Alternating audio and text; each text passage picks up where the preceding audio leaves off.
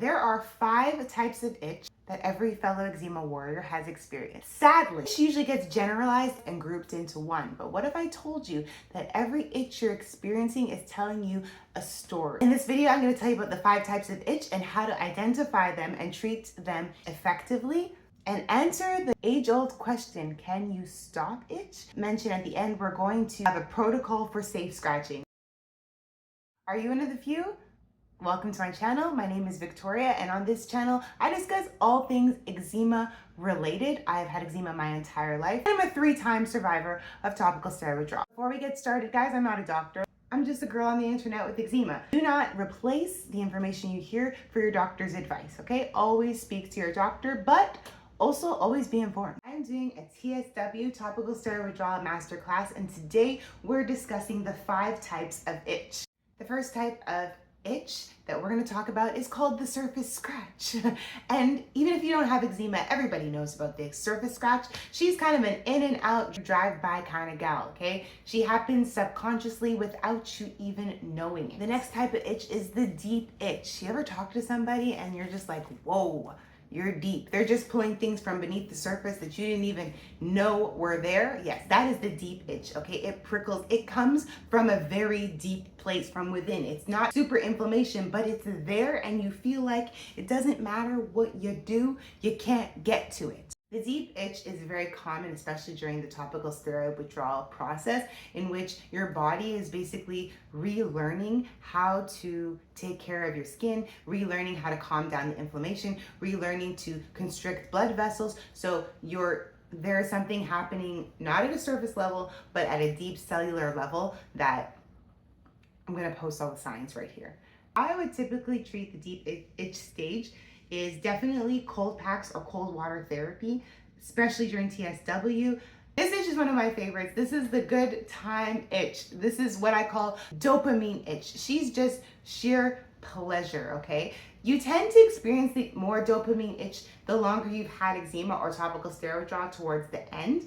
Okay, what it feels like, it's just absolute pleasure. It's often very deep and it ignites pleasure centers of the brain. I think all itch sort of has a dopamine element, but there's some that you're just like, you can just feel something in your brain going off and you're just going into heaven. That is the dopamine and habit itch. What happens is you actually begin to like this feeling, so you go searching for that party, that itchy party, that feel good. You're like, oh yeah, that's the dopamine itch. You have gotten in what I call the itch cycle, and your body has created a habit and has associated good vibes and a good time with scratching, okay? So how do we stop it?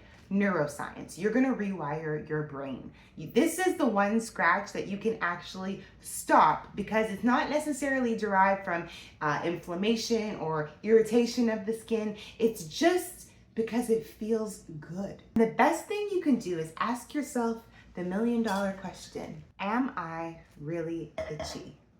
Am I itchy? The dopamine itch, you can just look for it. This is how I know. I personally will go like this. This is me looking for that dopamine itch, okay?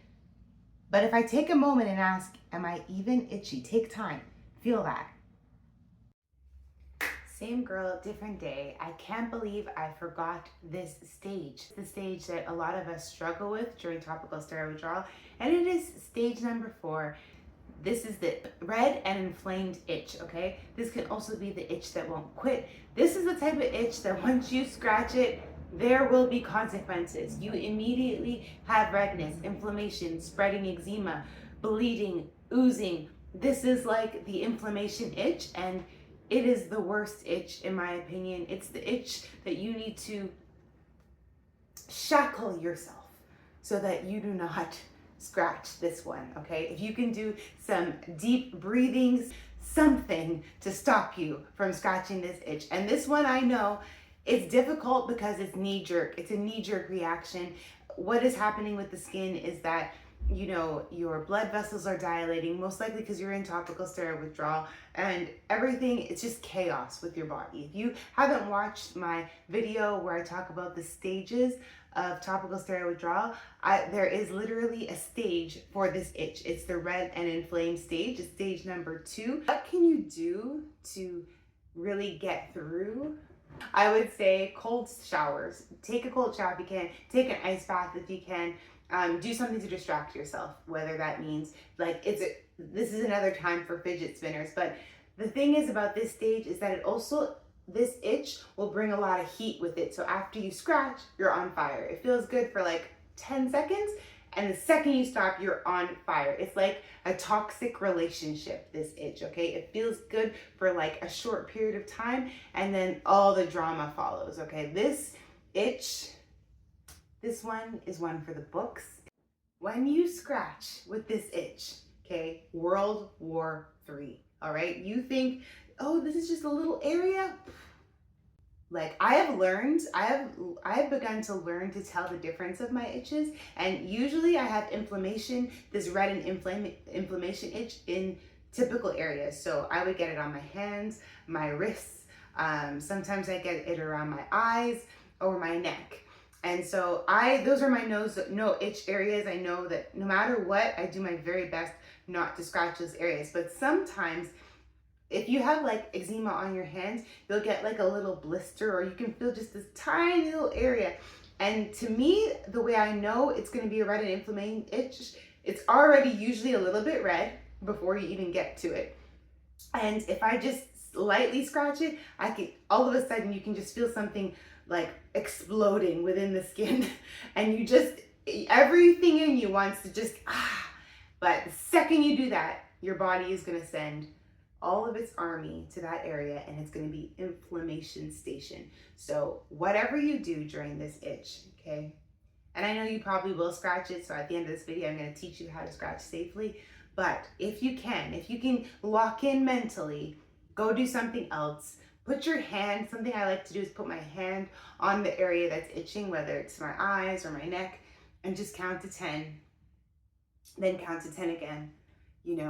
Maybe put on a song that you like and put your hand on the area. There is something that happens when you put your hand on it. It does give an element of comfort, or you can rub as well. Sometimes though, that just rubs things up. If you're able to do it. If not, if you end up just tearing your body apart, don't worry. I will teach you safe ways to scratch at the end of this video. The last itch, but certainly not least, is the stress itch, okay? This is the itch that usually happens at night, or perhaps you get an argument or something goes wrong in your day, and next thing you know, you are sent into a stressy, itchy fit. This is the stress itch. The best way to treat the stress itch is to reduce stress in your life, or have a go-to routine that you do when you experience stress. So remember fidget spinners? Yeah.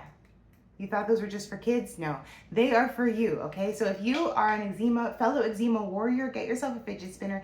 Get yourself something, because what you need during a stress relief time is you need your hands to be occupied, and you need to go into a mode that will reduce stress. So perhaps that means you're gonna go for a walk. Perhaps that means you're gonna, put on a show you like, but you need to learn to do something to reduce the stress. Stress itch, oh my gosh, difficult to say. Can be difficult, especially at nighttime, because you're already uncomfortable at nighttime. So definitely at night, if you're experiencing a stress itch, do your best to have a protocol that you kind of go into. This leads me to the million-dollar question, and that is, can you stop itching? Because if you're a fellow eczema warrior, you have been told to stop itching many times, and it feels quite impossible. But can you actually stop itching? And the answer is yes. You might not be able to stop scratching everywhere, but there are some places that you can, especially after the knowledge that you have now. I have what I call no scratch zones. Eyes tend to be a major one, or anywhere on my face. I do my very best not to scratch, because I know that the consequences will be great. However, my arms, I never really stopped myself from scratching them, because I didn't feel like I was doing a lot of damage there. And when you have eczema, sometimes you just need to get the itch out. So to learn to stop scratching, or you have to build better habits. When I would come out of the shower, I had this strange habit of taking my towel and going like this with my nose. It was a habit, and yes, I had a scratch, but then I had to rewire my brain and have a different routine when I got out of the shower so that I wouldn't immediately go like this. Once I broke that cycle, I noticed, I wasn't really scratching here anymore. You kind of have these scratch routines. In the morning, I would drink a cup of coffee, and I always noticed the second I sat at my table, I would start going like this on the edge of the table. So what do? Maybe stop sitting there and sit somewhere else. Break the cycle. For 1 week, I want you to pay attention to when you get the itchiest, where you tend to scratch, what you scratch, and if there's a way that you can sort of begin to avoid that situation and see if that will stop you from scratching. Lastly, because I have eczema, I know sometimes you just have to scratch, but you can learn to scratch safely. So here are my quick blitz of 3 ways that you can scratch your skin safely with minimal damage. Number 1, get your nails done. People think I always have my nails done because I'm fancy. No, it's because they're not sharp enough to break the skin. Number 2, do the press, okay? The press scratch will damage less, but it feels good. It is also very good for the deep itch and the dopamine itch. Pressing. Number 3, find a safe object instead of your fingernail and scratch with that, okay? Or do the rub. 3 ways to safely scratch, because I know you're gonna scratch. So now that we know the 5 types of itch and how to scratch, how to treat them and how to scratch safely, I wonder if there's a way to fast track our topical steroid withdrawal process because we won't be doing as much damage to the skin. Check out my next video where I talk about the ways that I believe you can fast track your topical steroid withdrawal. Until next time. Guys, I cannot be the only person that feels like scratching actually feels so good. Isn't that so weird that, like, even though eczema causes us such pain, it can cause us such pleasure? Comment down below if you know the strange dynamic I'm talking about.